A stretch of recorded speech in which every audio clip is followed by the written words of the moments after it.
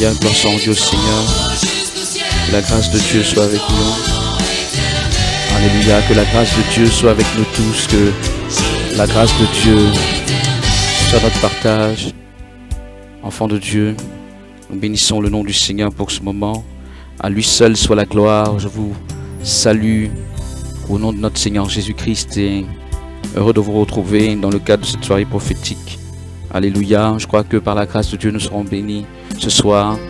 Par la grâce de notre Seigneur, quel que soit l'endroit où tu me suis, je crois qu'il y a une bénédiction pour toi. Et que sa grâce va, enfant de Dieu, surabonder dans ta vie au nom puissant de Jésus de Nazareth. Alléluia. Ce qui est sûr, c'est que le Seigneur a réservé ce qu'il y a de meilleur pour nous. Il a réservé ce qu'il y a de glorieux pour nous. Il a réservé ses biens les plus suprêmes, je pourrais dire, ses biens les plus glorieux. Alléluia. Merci Seigneur pour ta grâce. Donc tout le monde peut dire merci Seigneur. Alléluia. Merci Seigneur Jésus. À lui seul soit la gloire. Que son nom soit glorifié. Je veux croire que ce soir, sa main puissante va se déployer donc à ton endroit. Alors je l'annonçais que certainement dans 2 semaines, nous aurons la possibilité d'avoir des sujets de prière en direct et je prierai pour ces sujets. Alléluia. Je prierai pour les sujets disant que on les lira pas tous, mais on se fera fort de recevoir les sujets et de pouvoir. Je sais que au début, pour ceux qui sont là depuis très longtemps, depuis qu'on a commencé la soirée prophétique, je ne sais plus à quel moment, mais certains doivent savoir qu'au tout début, on imprimait, si vous voulez, on imprimait les sujets. Alléluia. Et je les lisais comme ça. Amen. Quoi qu'il en soit, même si c'est pas évident qu'on va réimprimer, mais au moins il y aura les sujets et on va autant que possible prier pour ces sujets, les lire et voir la gloire de Dieu se manifester à l'endroit de tous ceux qui vont poster ces sujets. Dans tous les cas, que Dieu vous bénisse pour cette heure. Et nous allons donc commencer à partager la parole de Dieu. Aujourd'hui, nous allons parler de réveil spirituel, enfant de Dieu. Quoi de plus normal, nous sommes une dynamique de réveil. Amen. Nous allons parler certainement de choses qui vont t'intéresser par rapport à ton propre réveil spirituel, de choses qui vont t'intéresser par rapport au réveil spirituel global. Alléluia. Nous croyons que c'est un temps de réveil. Nous croyons que c'est un temps de réveil pour toi. Nous croyons que la grâce de Dieu est sur le point de se déployer à ton endroit.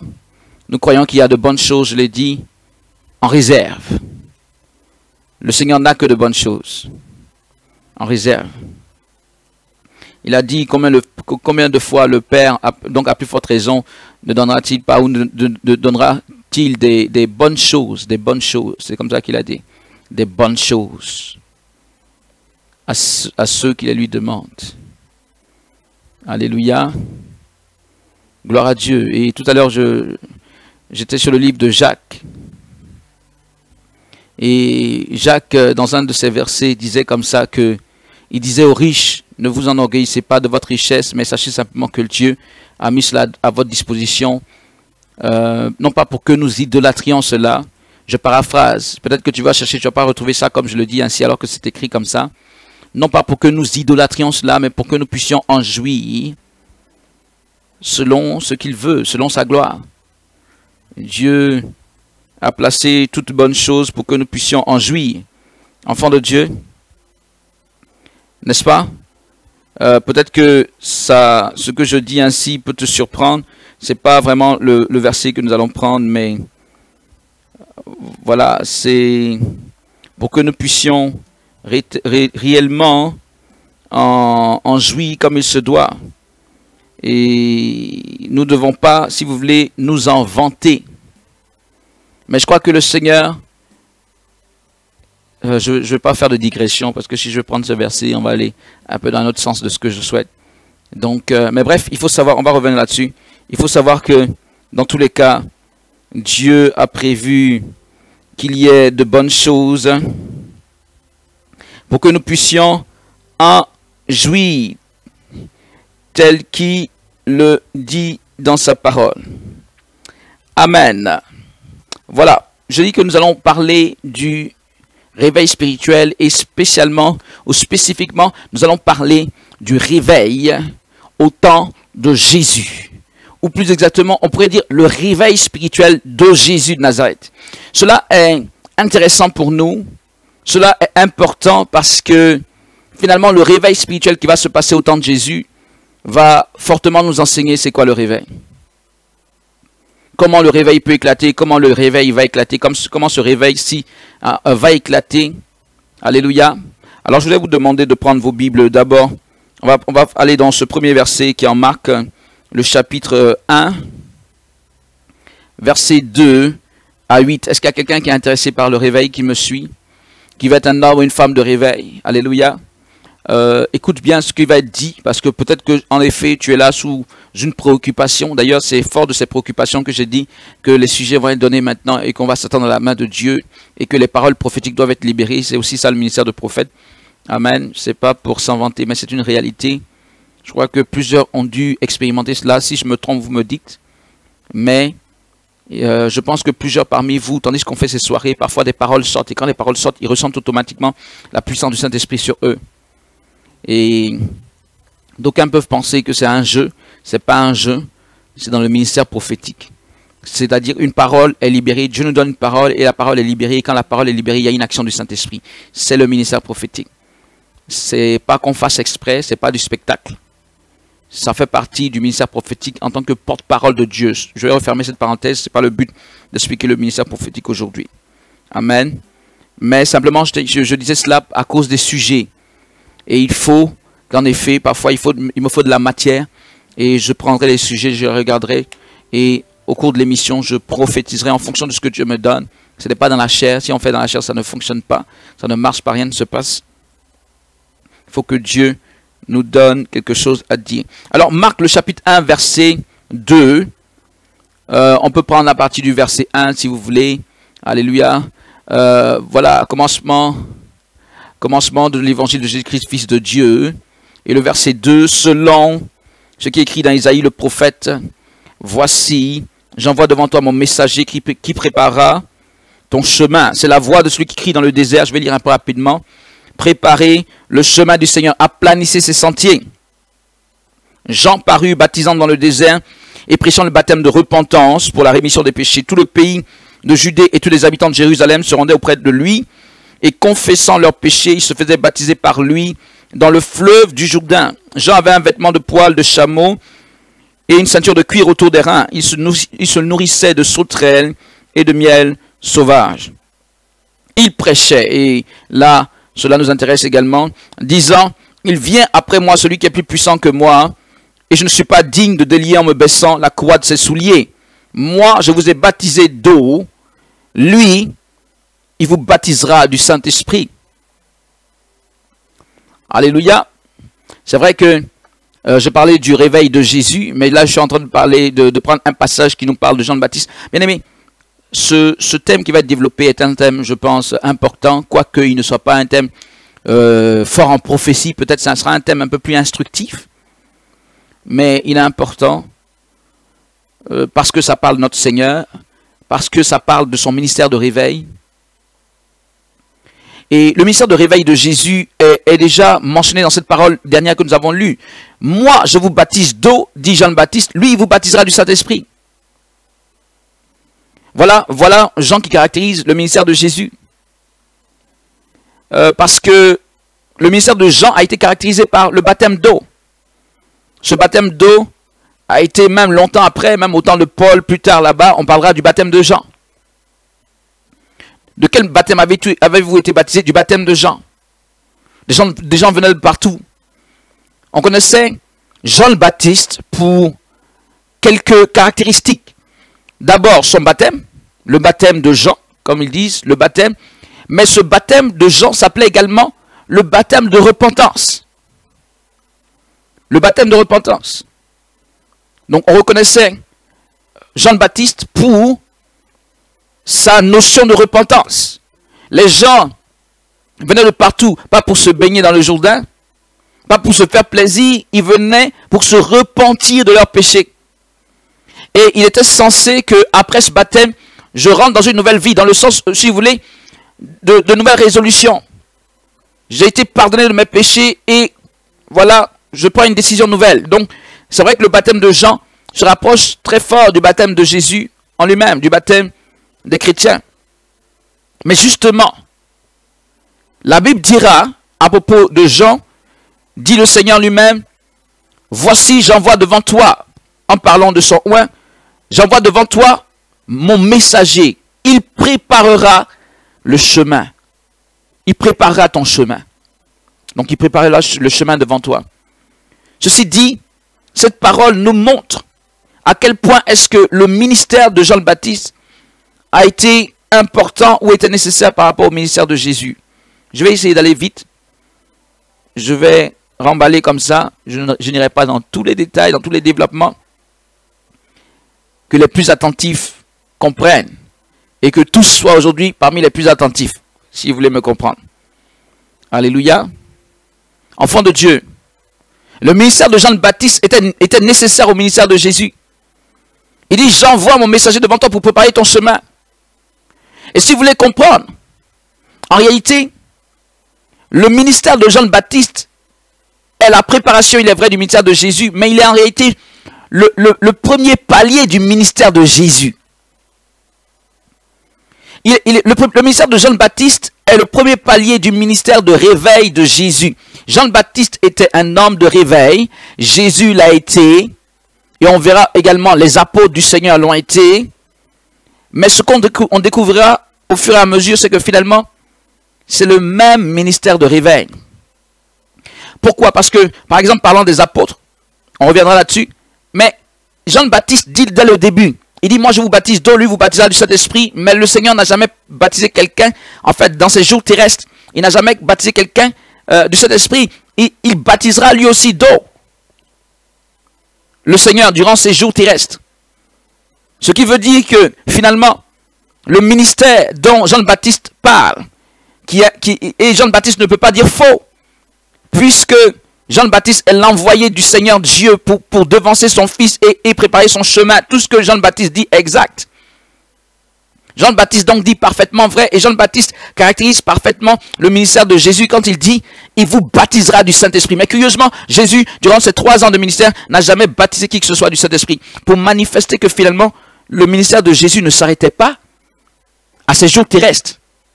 De même que le ministère de Jésus n'a pas vraiment démarré forcément lorsqu'on l'a vu publiquement.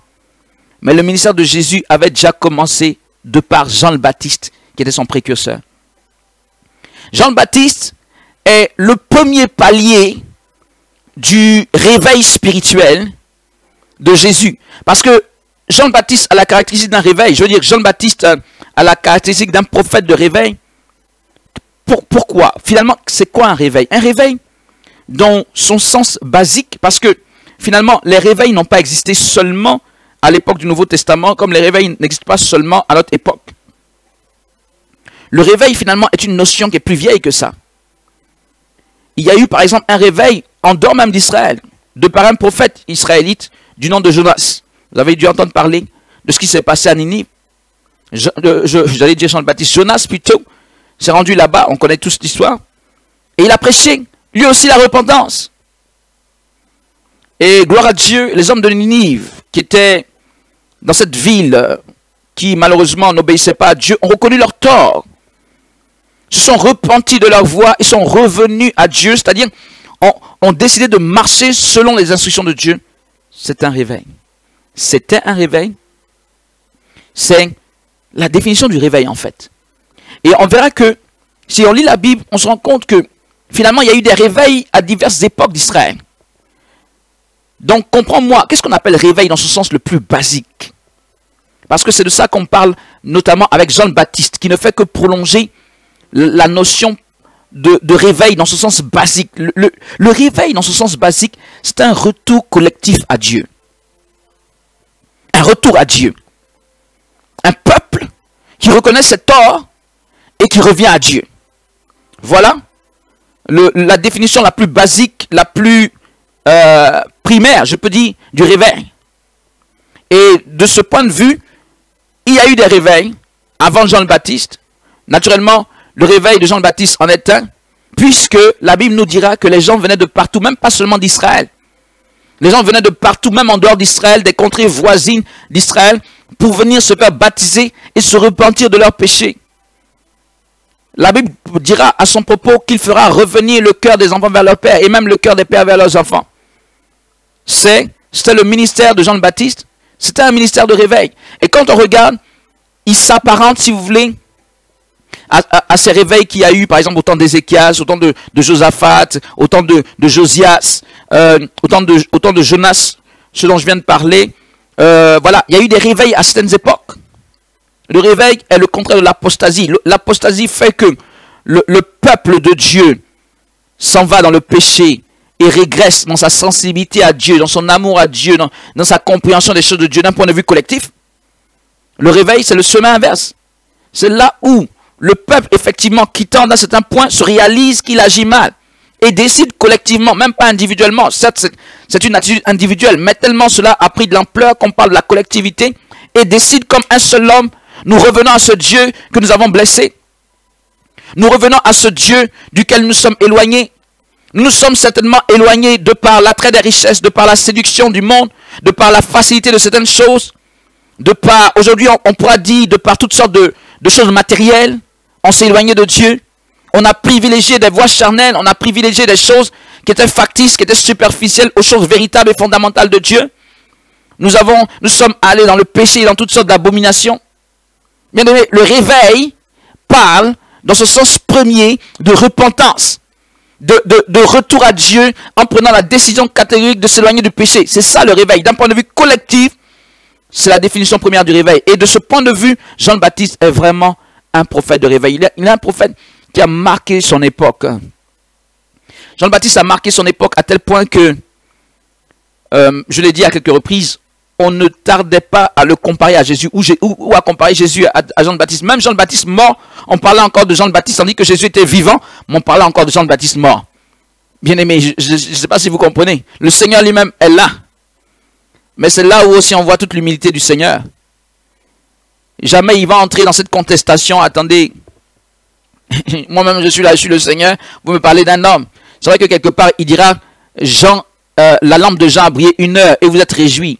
Et il dira, j'ai un témoignage plus grand que celui de Jean. Il a dit cela quelque part. Mais il n'en faisait pas autant qu'un. Mais revenons sur Jean le Baptiste. Bien aimé, Jean a marqué son temps. Rabashekinalama. Par quoi? La Bible dira que celui-là n'a fait aucun miracle. Jean le Baptiste, et c'est ça qui est assez particulier quand on regarde Jean et quand on regarde Jésus, leur ministère, quoi qu'il ne s'oppose pas, mais il semble être vraiment parfois beaucoup différent. L'un, en termes de miracle, il n'y a même pas eu un seul phénomène surnaturel, je veux dire miraculeux, plus exactement, il y avait le phénomène surnaturel de par sa parole, mais en termes de miracle, de guérison, il n'y a pas eu ça. Ça, c'est Jean le Baptiste. Et juste après, il y a Jésus, où là, c'est, tu le frôles, même si ton bras était sectionné, ton bras repousse. Vous voyez? Mais restons sur Jean pour le moment, car c'est le premier niveau du réveil. Bien aimé, c'est ce que Dieu disait à propos de Jean le Baptiste pour Jésus. Quelqu'un doit venir pour préparer le chemin du réveil que toi, Jésus, tu vas faire. Ou pour ainsi dire, quelqu'un doit être le premier niveau du réveil que je te demande de mettre en œuvre. Et ce premier niveau du réveil, c'est la repentance. C'est la décision de revenir à Dieu. En réalité, bien aimé, le retour à Dieu ne nécessite pas forcément qu'il y ait de miracles. Le retour à Dieu nécessite ce qui est très important, qui s'appelle la conviction de péché.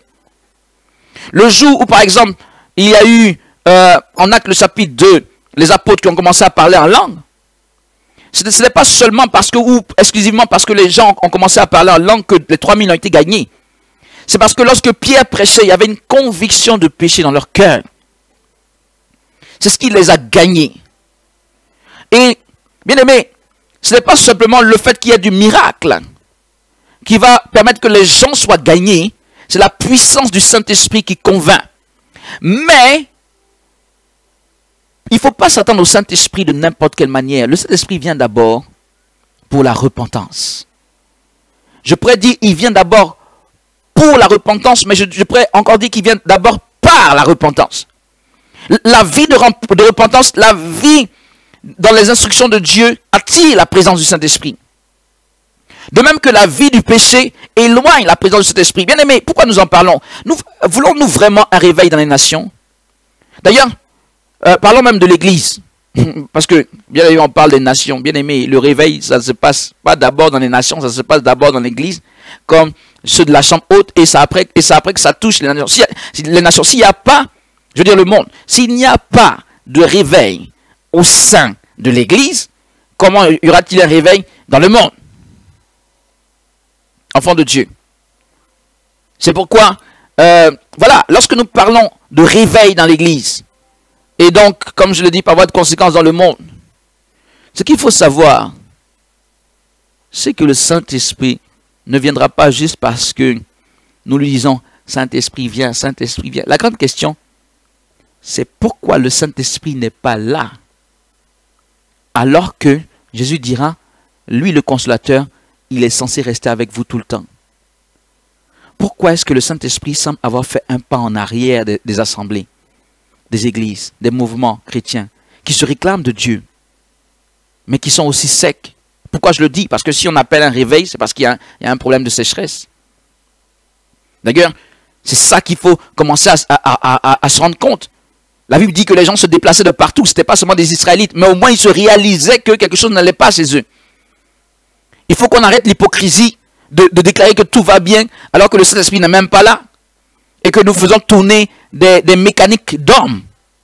À quel moment au cours de cette adoration nous avons la preuve palpable ou les preuves vraiment si claires et même continuelles, constantes que Dieu est vraiment là? On peut venir à un culte, on peut faire une succession de choses. Allez, on adore, on prêche, on fait ceci, on fait cela. Et puis, du début jusqu'à la fin, on ne voit même pas le Saint-Esprit. En réalité, même, on ne voit même pas le Saint-Esprit dire « Coucou, je suis là ». C'est moi le Saint-Esprit. Pourquoi je dis ça? Mais à quel moment nous voyons un miracle? Une action du Saint-Esprit, ou si vous voulez en amont, puisque les miracles, on en parlera au temps de Jésus, dans le réveil de Jésus. Mais à quel moment on voit un inconverti véritablement dit j'ai été touché par la puissance du Saint-Esprit? On entre, nous chrétiens, on danse, on fait toutes sortes de choses. Force nous est de constater que dans bien des cas, le Saint-Esprit n'est pas là. Je ne veux pas trop nous fustiger, mais si on y prend garde, ça peut ressembler à du folklore. Ça peut ressembler à des habitudes. Ça peut ressembler à un groupe d'amis. Je suis un peu dur, mais dans certaines limites, c'est ça. Ça peut ressembler à du communautarisme. Ça peut ressembler à ces choses-là, plus que l'Église de Dieu. Pourquoi? Parce que le Saint-Esprit n'est pas là. Et il est important que, dès le début, on se réalise que quelque chose ne va pas. Nous qui avons quand même la parole. Nous qui, dans l'église, pouvons nous rendre compte que, attends, mais finalement, les promesses de Dieu, où elles sont en ce qui nous concerne? Il faut bien que quelqu'un, vous voyez, c'est un peu comme Daniel. Je reviens sur Jean-Baptiste aujourd'hui. Wow. Daniel s'est réalisé que quelque chose n'allait pas avant que Daniel se mette à prier pendant 21 jours et qu'il y ait un changement dans la nation où il était.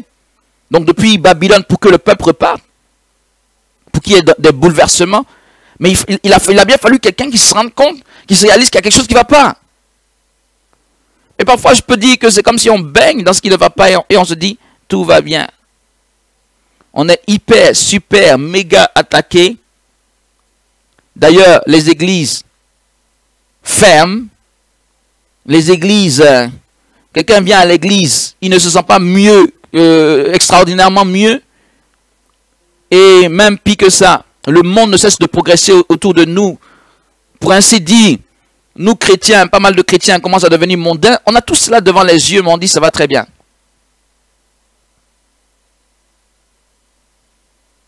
Je crois qu'il y a des endroits, je ne sais pas si c'est un peu comme ici, du côté de Bruxelles, mais je pense qu'il doit y avoir beaucoup d'endroits comme ça, où on sent des oppressions, où on sent que les églises sont attaquées, où on sent que les chrétiens eux-mêmes sont dans une forme de confusion. Ça ne va pas. Mais pour que ça aille, il faut le Saint-Esprit. Il faut ramener le Saint-Esprit au milieu de nous. Mais pour commencer à le ramener au milieu de nous, il nous faut le changement de nos voies, le changement de nos mœurs, de nos habitudes, de nos penchants, qui l'ont finalement fait fuir du milieu de nous. Ce que je suis en train de dire en somme, c'est que, je le répète, que ce soit à l'échelle collective ou même à ta propre échelle, toi qui me suis, tout n'est pas de dire Saint-Esprit, viens. Sommes-nous les premiers à crier Saint-Esprit, viens? Ou sommes-nous les premiers à parler du réveil? Mais bien aimé, il faut des gens baptistes. C'est-à-dire quoi? Des gens qui condamnent le mal. Je pense que même si la Bible ne s'est pas vraiment étendue sur toutes les prédications de Jean le Baptiste, il y a des faits marquants. Quand on voit que Jean le Baptiste s'en va jusqu'à même menacer Hérode. Je ne sais pas si vous savez qui était Hérode. Mais cet Hérode-là, ce n'est pas n'importe qui. C'est le fondateur de cette dynastie. Bon, son père s'appelait Antipater. Le véritable fondateur, c'est son père. Mais Hérode a marqué, son père était quelque part moins même que lui. Hérode a marqué son temps. Mais il a marqué par quoi? Il a marqué par la répression. Il a marqué par la dictature. Hérode, vous le savez, s'est fait appeler Hérode le Grand. Je ne sais pas si c'est en rapport avec Alexandre le Grand, mais en tout cas, lui s'est fait appeler Hérode le Grand. Donc, enfant de Dieu. Et revenons à Jean le Baptiste. Et Jean le Baptiste lui dit, Masheke Nalama. Après, il faut pas que je me trompe. Après Hérode le grand, Hérode le tétrarque. Mais bon, c'est la même lignée. C'est la même lignée de gens sanguinaires et de dictateurs. Jean le Baptiste dit à Hérode, il lui dit, Hérode le tétrarque, il lui dit, qui est le fils en fait d'Hérode le grand, qui lui dit, il ne t'est pas permis de prendre pour épouse la femme de ton frère Philippe, qui était lui aussi tétrarque. Qu'est-ce que Jean le Baptiste a à voir avec cette histoire de... je ne sais pas moi, c'est comme dans une nation, essayons de recadrer à notre temps actuellement. Dans une nation, un prophète qui se lève là-bas, qui parle dans l'affaire, comme on dit chez nous, dans l'affaire du président de la République. Et qui, devant les médias, enfin, avec toute la popularité qu'il a, il condamne le président. Voilà, c'est comme ça. C'est comme ça Jean le Baptiste. Bien aimé, qu'est-ce que vous voulez? Il nous faut des Jean le Baptiste. Je pense qu'aujourd'hui, on se cache, mais on veut le réveil. Bien aimé, le problème du réveil, c'est le Saint-Esprit. Et le problème du Saint-Esprit, il faut véritablement la sanctification.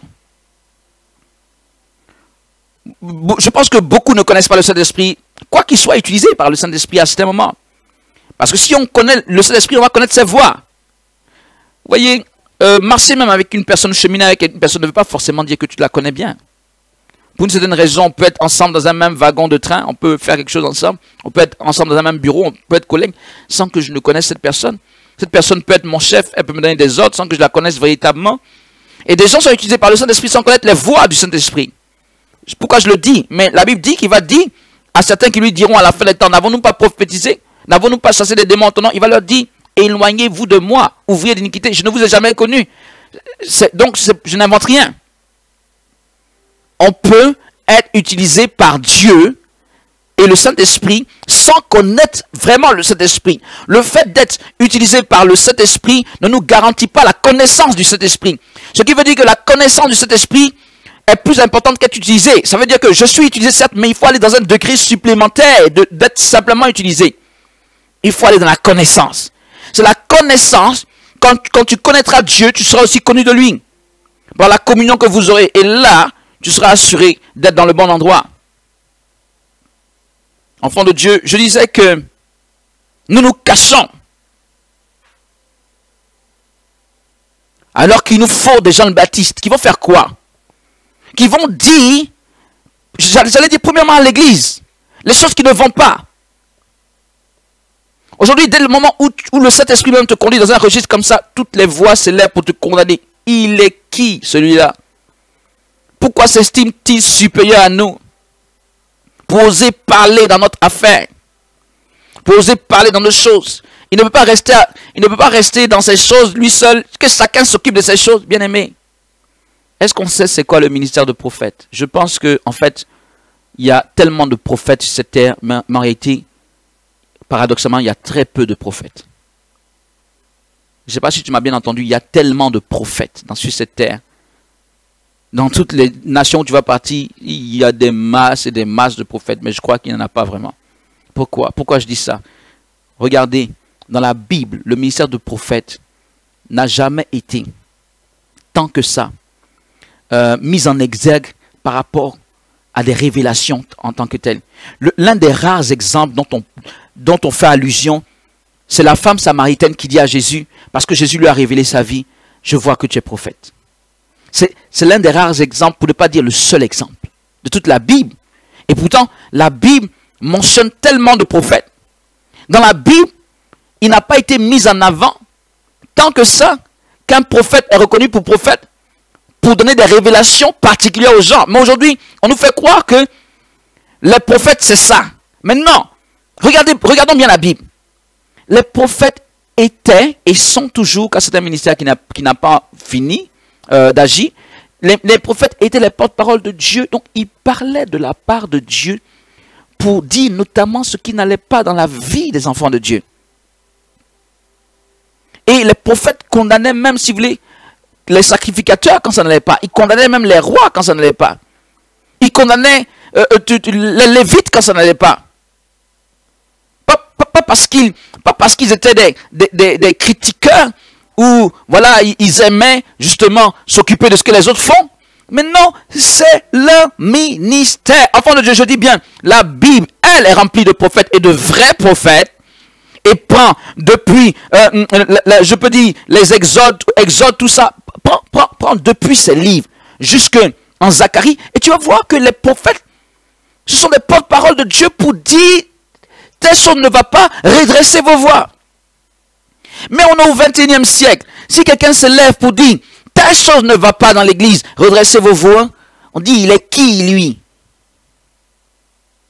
Mais c'est ça le prophète. C'est ça le problème de notre époque. Et c'est ça que l'église, que le Seigneur condamne en Apocalypse en disant, c'est une église qui prétend voir, mais en fait qui ne voit rien. L'église du 21e siècle prétend tout connaître, mais le simple, on ne le connaît pas. On ne sait même pas c'est quoi le ministère de prophète. On se dit que si je suis à côté d'une personne et que j'ai 2 ou 3 paroles de connaissance, je suis prophète. Mais c'est pas ce que la Bible nous montre. Ma question c'est qui se lève de la part du Seigneur, en une voix authentique du Seigneur, pour redresser les voix du peuple de Dieu et ramener le Saint-Esprit au milieu des assemblées, au milieu des enfants de Dieu. Parce que bien aimé, le problème c'est que si aucune voix ne se lève, le péché prolifère. Et quand le péché prolifère, les choses vont de mal en pire parce que personne n'est là pour dire quoi que ce soit, pour redresser, pour attirer l'attention, pour faire comme une sonnette d'alarme. Pour dire non, non, non, ça ne va pas, changer vos voix, changer de voix, changer. Personne. Tout le monde s'engouffre dans l'erreur, dans toutes sortes de vices, dans toutes sortes de comportements qui attristent le Saint-Esprit et qui le font fuir. Si ce n'est qu'ils le mettent en colère. Et il nous faut des Jean le Baptiste, le premier niveau de réveil. Il nous faut ce que je pourrais dire des champions de Dieu. Il nous faut des gens ainsi, vraiment mandatés par Dieu, pas le ministère de la critique. Parce que ça aussi, désolé de le dire, mais il y a des gens qui vraiment n'ont aucun ministère à ce sujet, qui se lèvent, eux, c'est tout ce qu'ils savent dire, c'est sortez de l'église, ou les églises sont diaboliques. C'est pas le ministère de Jean le Baptiste, ça. Le ministère de Jean le Baptiste, les gens venaient à lui, il leur dit voilà ce que vous devez faire. Il n'a pas dit venez à moi. Quittez vos endroits et regroupez tous autour de moi. Entre nous, si tout le monde quitte un endroit pour venir autour de toi, ben, tu condamnes que là-bas il y a des gourous. Maintenant que tout le monde se rapproche de toi, tu es quoi alors?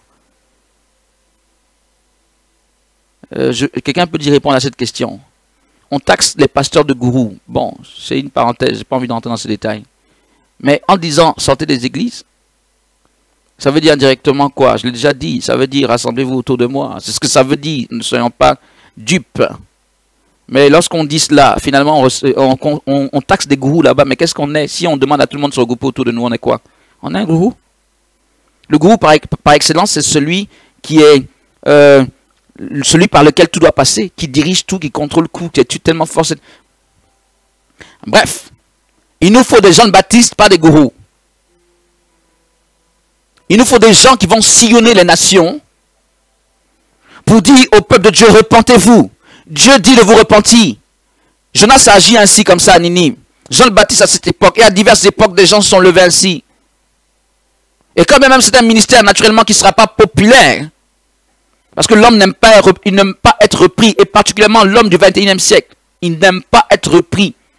On aime être caressé dans le sens du poil à notre époque. On n'ose pas dire à une seule personne. On arrive dans des sociétés où on n'ose pas dire à une autre personne tu fais mal. Même sur le bout des lèvres, on n'ose pas dire tu fais mal. Toujours c'est ton choix. C'est-à-dire on n'arrive plus à dire à quelqu'un non, tu te trompes. Et même dans les églises, c'est particulier parce que si tu dis à quelqu'un qui se trompe, il ne veut plus venir dans ton église. Il ne veut plus venir parce que il dit tu l'as choqué. Tu l'as choqué. Mais là, on serait vraiment choqué, blessé, écrasé autant de Jean le Baptiste et même autant de Jésus. Parce que Jean le Baptiste, il disait race de vipères. Et il disait ça aux pharisiens. Race de vipères, c'est-à-dire aux religieux. Race de vipères. Et tenez-vous bien, Jésus a utilisé le même terme, race de vipères. Et on va quitter la sphère de Jean le Baptiste, on va aller vers notre Seigneur. Justement, le Seigneur utilisait certains termes que Jean le Baptiste avait utilisés. Race de vipère, Jean le Baptiste l'a utilisé, Jésus l'a utilisé. Et quand on regarde le début de l'évangile de Marc, Matthieu notamment, Matthieu également, on voit que Jésus reprend les mêmes mots. Quelque part, il est écrit, quand Jean le Baptiste fut livré, Jésus se leva.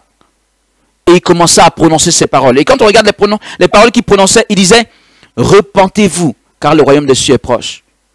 C'est exactement ce que Jean le Baptiste disait. Pourquoi est-ce ainsi? Pourquoi est-ce ainsi?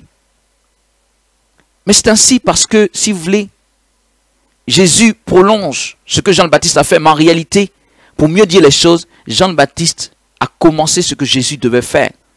C'est-à-dire qu'il a été le premier niveau du réveil de Jésus. Et Jésus a repris les choses où Jean le Baptiste les a laissées. Parce que ce que Jean le Baptiste a fait, c'est la préparation, la repentance. La repentance. Et à partir de ce moment, Jésus a démarré avec la repentance, mais il allait dans d'autres sphères. Et on va parler de ces sphères. Jean le Baptiste était caractérisé par quoi? Je l'ai dit, il était caractérisé par le baptême d'eau. Il était caractérisé par la repentance. Il était caractérisé aussi par la prédication, si vous voulez, la prédication de la repentance. Et le baptême de la repentance. La Bible ne nous dit pas, par exemple, que Jean le Baptiste enseignait. Non, il prêchait et il baptisait d'eau. C'était son ministère de repentance. Et c'est le premier niveau du réveil. Des gens qui vont pouvoir aller prêcher et conduire à la repentance. Parce que ce n'est pas un païen ou quelqu'un qui agit mal que forcément tu vas commencer à enseigner. Il faut le conduire dans la repentance. Il faut le conduire dans la conviction de péché. Jean le Baptiste était rempli du Saint-Esprit, nous disait la parole de Dieu. Donc finalement, tout ça, on voit bien le Saint-Esprit là-dedans, mais ce qui est extraordinaire, je l'ai mentionné avec Jean le Baptiste, pas de miracle. Le Saint-Esprit était là.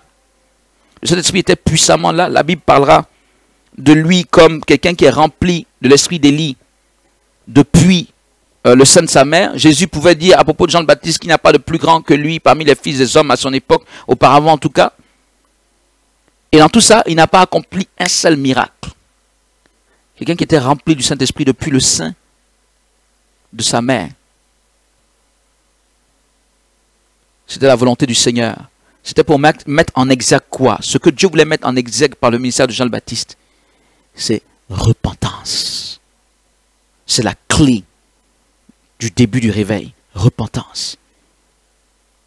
Lorsque la notion de repentance est assimilée, lorsque des gens sont levés pour prêcher cela, et Dieu va confirmer par la conviction de péché, dans le cœur de ceux qui sont ses véritables serviteurs, ses véritables enfants, il va confirmer dans leur cœur que celui-là vient de Dieu, vient de lui, et que ce qu'il dit est la vérité et qu'il faut se repentir. Lorsque ce premier niveau est fait, vient le second niveau du réveil. Et c'est là où Jésus vient en scène maintenant, en tant qu'homme de réveil. Et la particularité du ministère de Jésus par rapport à celui du ministère de Jean le Baptiste, je l'ai dit, Jésus poursuit. Il est dans la continuité, mais il emmène d'autres éléments. Par rapport à Jean le Baptiste, il n'est pas seulement donc au niveau du baptême et de la repentance, Jésus faisait cela, mais il va avoir d'autres cordes à son arc qui vont être ajoutées. Jésus, la Bible évoquera quelque chose de supplémentaire que Jean le Baptiste n'avait pas. L'enseignement. Nous sommes à un autre niveau de réveil. L'enseignement de la parole, l'enseignement. Jésus était dans les guérisons et dans les délivrances, dans les miracles, dans les phénomènes surnaturels. Ça, c'est le deuxième niveau du réveil qu'on voit avec Jésus, quand il entre en scène, si je peux me permettre de le dire ainsi. Alléluia. Repentance. Jean le Baptiste. Premier niveau. Deuxième niveau. On voit l'enseignement, en plus de la prédication.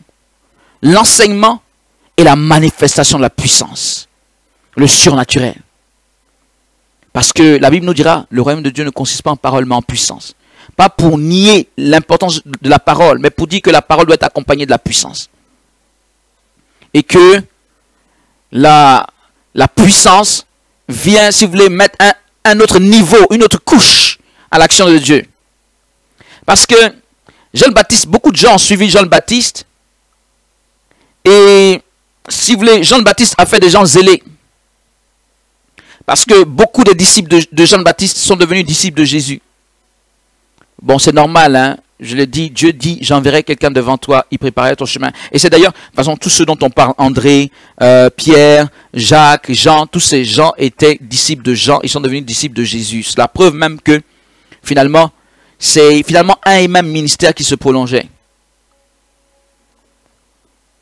Mais, Jean le Baptiste a fait des gens zélés, Jean le Baptiste a marqué les esprits.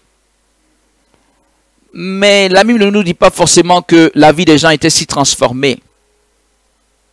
Par contre, quand Jésus est venu, il a apporté un autre niveau de transformation. C'est la transformation physique. C'est-à-dire que les gens voient dans leur vie la réalité des promesses de Dieu. Par la manifestation miraculeuse, par la délivrance. La paix du cœur leur a apporté, etc. C'est un nombre de choses.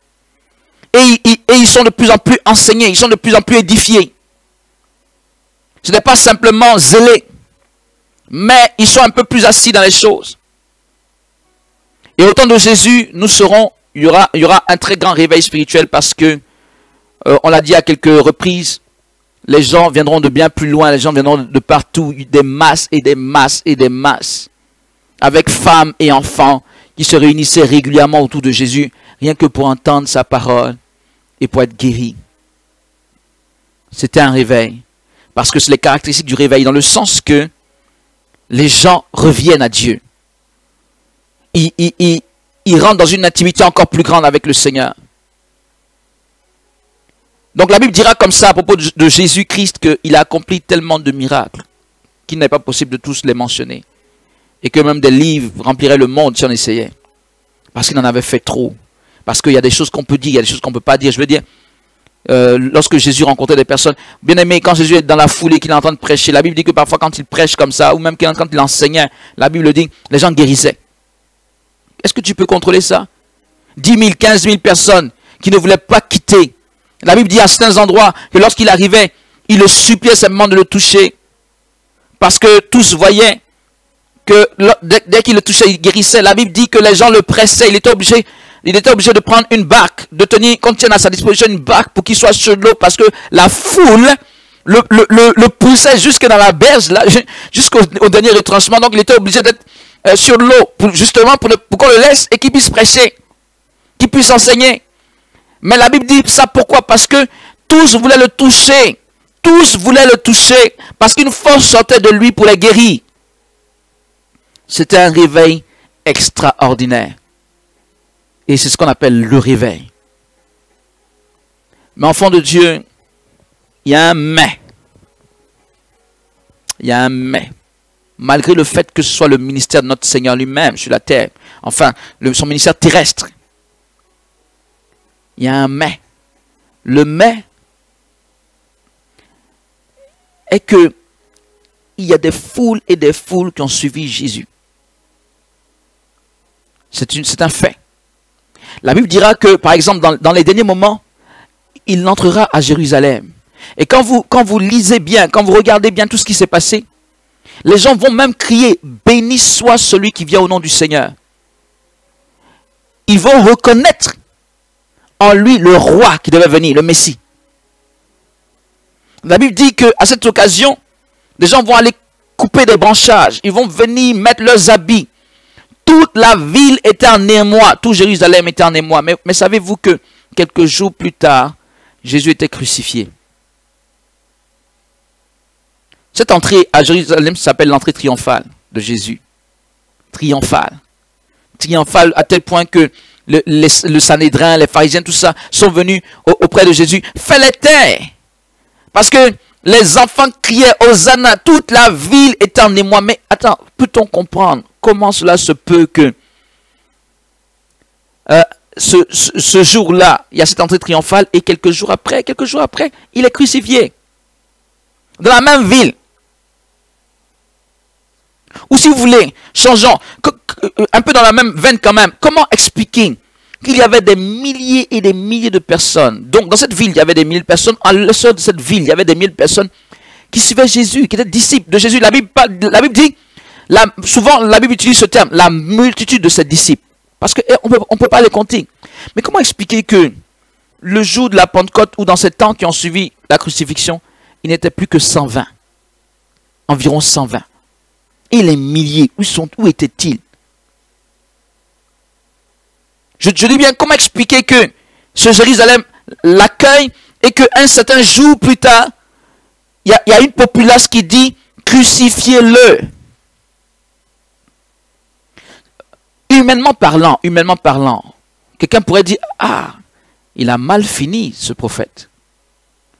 Il avait une telle gloire. Les gens le suivaient de partout. Mais non seulement il a fini crucifié, donc comme un véritable malfaiteur, mais en plus de ça, on ne voit même pas ces gens. Ils sont où ces gens? Tous ces gens qui le suivaient, ils sont où? Où étaient-ils? Où sont-ils même? Quelqu'un pourrait dire à cette époque, ah ça, peut-être qu'il a été frappé par la main de Dieu. C'était un véritable charlatan, etc. Bien aimé, il y avait un problème. Et vous savez le problème c'était quoi? Il y avait eu un réveil au temps de Jésus, mais aux dernières heures de sa vie, et quelques temps après sa mort, et même sa résurrection, on a vraiment l'impression que tout ça a disparu. Il y avait un problème. Le problème c'est que, en fait, le ministère de Jésus n'avait pas été vraiment déroulé. On l'a dit dès le début. Jean-Baptiste dira, celui-là il vous baptisera du Saint-Esprit. Il n'a pas dit celui-là il viendra pour vous guérir, pour vous libérer, pour chasser les démons. Ou même pour vous enseigner. Ça veut dire que cette étape numéro 2 du réveil spirituel était probante, elle était puissante. Beaucoup de gens étaient bénis. Mais elle n'était pas l'étape finale, elle n'était pas la finalité même du ministère de Jésus. La finalité du ministère de réveil de Jésus, et finalement la finalité de tout réveil, c'est le baptême dans le Saint-Esprit. Lui, il vous baptisera du Saint-Esprit. Et pourquoi est-ce qu'on dit que c'est la finalité de tout réveil? Parce que c'est là que les choses les plus probantes vont se faire. Et le Seigneur ne va pas le faire lui-même physiquement. Il va le faire au travers de ses apôtres. C'est le 3e niveau du réveil. Et c'est le niveau, certainement le plus important. Bien aimé, nous avons parlé en premier niveau de repentance. Il nous faut la repentance. S'il n'y a pas la repentance, ne cherche pas le réveil, ne cherche pas à crier tout le temps Saint-Esprit, Saint-Esprit. il faut une repentance individuelle, il faut la repentance collective dans l'Église. Il faut des hommes et des femmes de repentance. Il faut des hommes et des femmes qui ne craignent pas de dire ce que Dieu leur mandate de dire. Même si on te traite de tous les noms. Le deuxième niveau, il faut la restauration des vies. Comme au temps de Jésus. Les vies étaient bouleversées, les vies étaient restaurées, les vies étaient guéries. Mais ça ne suffit pas pour la finalité de réveil. C'est le deuxième niveau du réveil. C'est un niveau glorieux.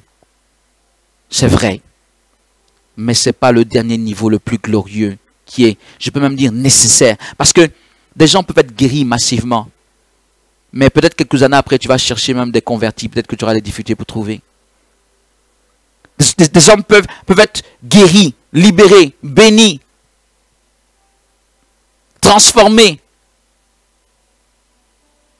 Mais tu vas voir à un moment donné chacun chez soi. Chacun dit Jésus, je t'aime. Mais on n'a pas compris les enjeux de Dieu. On ne fait rien pour Dieu.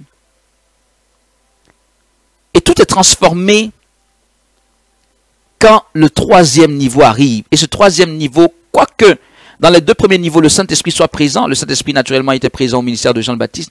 Le Saint-Esprit était présent encore plus au ministère, on va dire comme ça, au ministère donc de Jésus. Mais le Saint-Esprit va descendre lui-même en troisième niveau. Pour faire quoi? Pour baptiser. Quelle est la différence? La différence, c'est qu'il rentre pleinement dans la vie de chaque individu. Ce n'est plus des phénomènes extérieurs. Ce ne sont plus seulement, c'est plus seulement, si vous voulez, une conviction de péché ou bien j'ai été guéri dans mon corps. Mais le Saint-Esprit vient s'établir. Et quand le Saint-Esprit vient s'établir, il permet maintenant à l'homme de comprendre non seulement pleinement les enjeux de Dieu, les enjeux de cette terre, mais il donne la force à l'homme de pouvoir vivre la vie de chrétien. On verra, comme vous le savez, que de 120, en une journée, ils deviendront 3000, après 5000, après des multitudes. Par qui? Par le Saint-Esprit. Je dis bien qu'à la fin du ministère de Jésus, quelqu'un pourrait dire, ah, le ministère de ce monsieur-là, c'est pas bien passé. Quelqu'un pouvait le dire comme ça. Mais que dit-on de la suite? Qui de 120 passe à 3000, à 5000, et devient des multitudes, et impacte des villes. Ça impacte des villes, ça se propage. Et ça s'est propagé jusqu'à nous aujourd'hui. La véritable finalité du réveil, en plus de la repentance pour commencer, de la prédication, de l'enseignement, de la restauration des vies, des guérisons et des délivrances, la véritable finalité, il y a le baptême dans le Saint-Esprit. Parce que c'est lorsque ces apôtres ont été baptisés, quelqu'un comme Pierre, il ne l'a pas empêché de renier son maître a soufflé sur lui, etc. Bon, ça n'a pas empêché de renier son maître. Le Seigneur a soufflé après. Mais il n'avait pas la force qu'il a eue au jour de la Pentecôte. Personne d'entre eux n'avait cette force qu'ils ont eue au jour de la Pentecôte. Cette force de se tenir même devant le Sanhédrin à un moment donné. Pour dire, on ne va pas vous obéir juste parce que c'est vous. Mais on va obéir à Dieu. Ils n'avaient pas cette force, lorsqu'on les met en prison, de sortir miraculeusement des prisons. Ils n'avaient pas cette force de témoigner comme Philippe le faisait, de ville en ville, d'apparaître et de disparaître extraordinairement, de convertir des peuples. Cette force était donnée par le Saint-Esprit. Non seulement l'Esprit de Dieu était établi en eux, ils avaient maintenant la force de la conviction en qui ils avaient cru. Ils avaient la force d'être établis en Christ. Ils avaient la force du témoignage. Ils avaient la force de dire je suis chrétien. Ils avaient la force de faire bouger les choses par le baptême dans le Saint-Esprit. Le baptême dans le Saint-Esprit de manière généralisée. Il faut que le Saint-Esprit soit pleinement, oui, enfant de Dieu, dans nos cœurs et dans nos vies. Il faut qu'il soit là pour que nous puissions relever le défi. Il ne s'agit pas simplement de dire Jésus-Christ, je t'aime. Jésus-Christ, je t'ai donné toute ma vie. Jésus-Christ, je veux te servir. Tout le monde dit ça. Tout le monde authentique et sincère le dit. Mais tout le monde n'arrive pas à impacter. Tout le monde n'arrive pas à manifester le réveil. Ou bien, ce qui se passe au travers de nous peut ne pas durer. Je vous dis, même Jésus, C'est pas qu'il a échoué, il n'a pas échoué. C'est parce que c'était la première partie de son ministère. Rappelez-vous, Jean le Baptiste a dit, il vous baptisera du Saint-Esprit. Ce qui veut dire que Jésus ne pouvait pas baptiser du Saint-Esprit. Il devait baptiser, mais il ne pouvait pas. La Bible dit que parce que lui-même n'était pas encore glorifié. Une fois glorifié, une fois avoir réconcilié l'humanité avec Dieu, le Saint-Esprit pouvait descendre. Ce qui veut dire que la partie d'après, quoi qu'on parle des apôtres, en réalité, c'est Jésus qui faisait le travail avec le Saint-Esprit. C'est son ministère qui continuait. C'est le ministère de réveil. Le ministère de réveil de Jésus a commencé depuis Jean le Baptiste. Il s'est terminé avec les apôtres. Et ces 3 étapes sont nécessaires, enfants de Dieu, pour tout réveil spirituel. Ces 3 étapes sont nécessaires. Si on ne passe pas par ce chemin, je dis nécessaire. Si on ne passe pas par ce chemin, on n'y arrive pas. Si on ne passe pas par le chemin de Jean le Baptiste, on ne passe pas par, deuxièmement, le chemin de Jésus, et après, quelque part, le chemin donc des apôtres, au nom de Jésus, et par la puissance du Saint-Esprit, on n'y arrive pas. Qu'est-ce qui va faire qu'un homme va suivre Dieu? Certes, il va être touché. Vous savez que beaucoup de gens sont touchés par Dieu, mais est-ce qu'ils restent en Dieu? Mais ce qui va faire que quelqu'un va tenir le coup dans ce monde si difficile, c'est qu'il soit rempli de l'Esprit de Dieu réellement. L'Esprit de Dieu soit, et, si vous voulez, l'Esprit de Dieu a reproduit la personnalité de Jésus en lui. L'Esprit de Dieu est établi en lui. Seigneur, nous t'aimons. Je crois que nous sommes arrivés à un point où nous devons prier. Justement, nous avons parlé du Saint-Esprit. Nous ne parlons pas de lui en vain. J'espère que quelqu'un m'a compris. Je ne suis pas en train de mettre une importance particulière du Saint-Esprit par rapport à la personne de Jésus, non. Celui qui baptise du Saint-Esprit, c'est Jésus. Tu ne peux pas différencier le baptême du Saint-Esprit de Jésus. Le Saint-Esprit nous baptise, mais celui qui nous envoie le Saint-Esprit, c'est Jésus. En d'autres termes. Donc, c'est le ministère de Jésus. C'est le ministère du réveil du Seigneur. Et ce ministère s'étend jusqu'à nous aujourd'hui. Est-ce qu'on comprend son importance aujourd'hui? Pierre disait cette promesse est pour tous ceux qui sont au loin, c'est-à-dire nous. Jésus veut te faire asseoir dans ses voies. Tu as besoin d'une expérience forte avec le Saint-Esprit. Afin que le Saint-Esprit vienne s'établir en toi. Là, tu seras stable spirituellement. Là, tu auras la force pour prier. Là, tu pourras chasser efficacement les démons. Là, tu pourras témoigner ouvertement de lui sans craindre quelque représailles que ce soit. Là, toutes choses, même les choses les plus négatives, se transformeront en opportunité de proclamer, de témoigner la gloire de Dieu dans les nations. Nous sommes à une époque où les entités sataniques, il faut que je m'arrête là, les entités sataniques sont en train de proliférer. Et ce qui peut, comme ça a été le cas à Jérusalem, ce qui peut changer l'atmosphère, c'est la puissance du Saint-Esprit. Le même Jérusalem qui, quelques jours auparavant, a crucifié Jésus. Ce même Jérusalem donc qui avait changé. C'est-à-dire que les gens avaient accueilli Jésus. Mais il y a eu une oppression démoniaque sur Jérusalem. Et la mentalité des gens a commencé à changer. Ceux qui étaient même un peu au milieu, si vous voulez, il y avait toujours les fervents de Jésus. Mais les gens qui étaient un peu au milieu, les indécis là, ils ont été gagnés aux mauvaises personnes, les gens contre Jésus. Et toute la populace a crié, crucifiez-le. Crucifiez-le. Je ne sais pas quel argument est-ce qu'ils ont distillé dans cette populace pour qu'on en arrive à ce point. Mais malheureusement, ça a été le cas. Et l'atmosphère était négative à Jérusalem. Mais en un seul jour, quand l'Esprit de Dieu descend, l'atmosphère change. On entend 3000 âmes qui se convertissent. On entend des multitudes qui sont sauvées. Il y a des baptêmes. Dans tout Jérusalem, il y a des baptêmes. Les gens donnent leur vie à Christ. Les gens donnent leur vie à Christ. On verra en Actes des Apôtres, je crois le chapitre 4, on dit beaucoup de sacrificateurs même avec cru. Beaucoup de sacrificateurs avec cru. En ce moment, ils croyaient en la foi, en Christ. Ils croyaient en Christ. C'est-à-dire finalement, beaucoup de ceux qui étaient au départ contre cette idée ont été gagnés par la puissance du Saint-Esprit. Ils sont devenus des chrétiens. Nous voulons le réveil. C'est par ce processus. Et la finalité, c'est le baptême du Saint-Esprit. Enfant de Dieu, l'Esprit de Dieu est là. Et celui qui me fait parler, c'est lui. Et s'il est là comme je dis qu'il est, attends-toi maintenant à une action de sa part. Retiens ce message. Finalement, c'est un message pour nous tous. Du passage obligé. La voie par laquelle on doit passer pour faire les choses.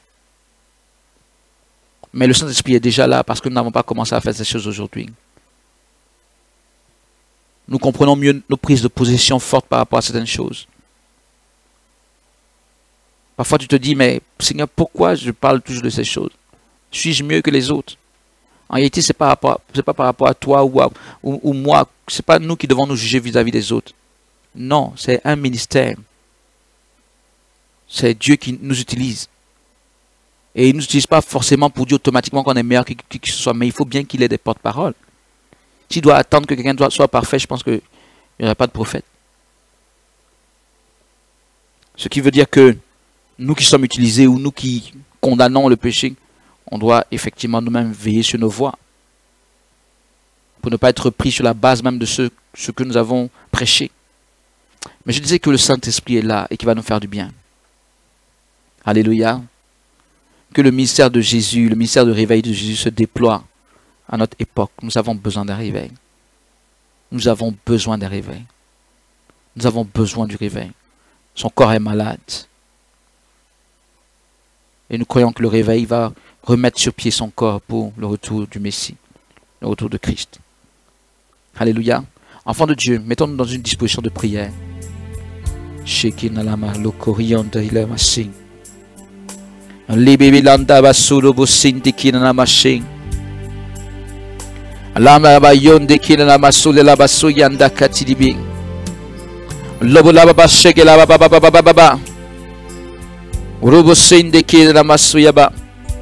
Tu vas prier en cette heure précise, enfant de Dieu. Dans cette dernière partie, je peux dire, de cette émission où les paroles prophétiques vont être libérées sur ta vie. Je crois que ça a déjà été un peu le cas en début d'émission lors de l'intercession. Mais maintenant que les paroles soient libérées, tu vas prier en cette heure. Tu vas dire, Seigneur, si tu ne l'avais pas fait auparavant, et même si tu l'avais fait, tu peux le refaire. Utilise ton serviteur pour agir dans ma vie. Ou simplement, Seigneur, fais quelque chose en cette heure pour moi. Fais quelque chose. Est-ce que tu peux prier le Seigneur en ces termes? Et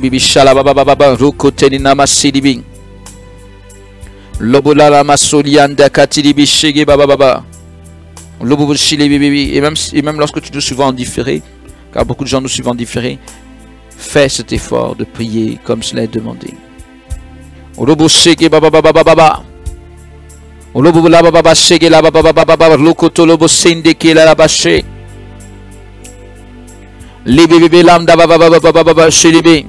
Touche, Seigneur, le Seigneur roi des rois.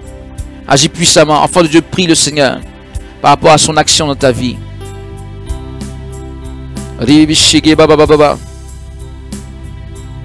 Prions le Seigneur. Demain, nous sommes en conférence sur Bruxelles. Je crois que ce qu'on fait aujourd'hui va avoir la suite demain ici en Belgique, du côté de Bruxelles. Si tu es dans cette zone si tu es en